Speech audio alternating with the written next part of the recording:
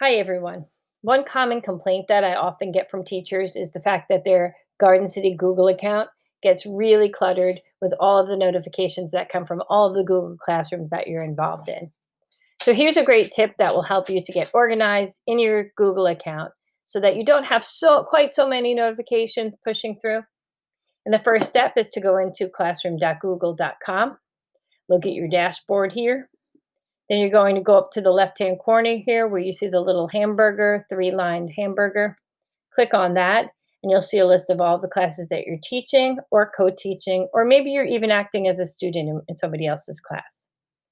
Go down to the bottom where it says Settings, and you will see just two small, insignificant-looking options for you to change.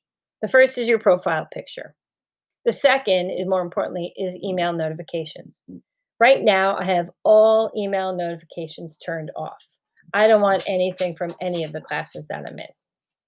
If you do turn it on, you'll notice that there are a lot of options to turn on and turn off. And I think this is for you to personally go through and figure out what you want on. What email notifications do you actually want, and which ones do you not care about?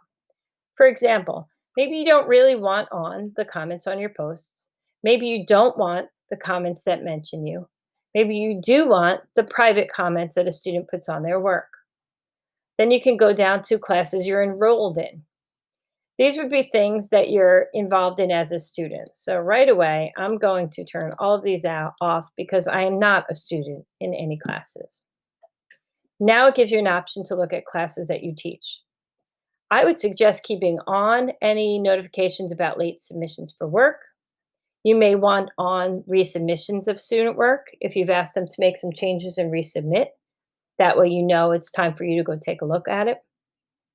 You may want on invitations from other teachers to co teach their classes.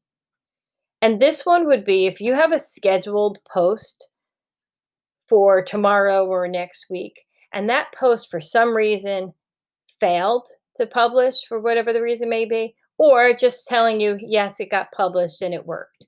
You can turn that on or off. That's up to you.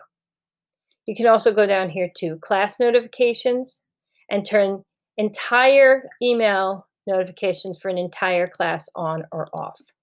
So, for example, maybe you have a class that you co teach in, or just a class that you're in for one of your colleagues, and you just want to use that because you guys are sharing materials. Then maybe you don't want all of the notifications for that class on, but you just want the ability to go in and out to take a look at what's being posted. So, this is your tech tip for this week about turning on or off email notifications within Google Classroom. Hope you have a great day.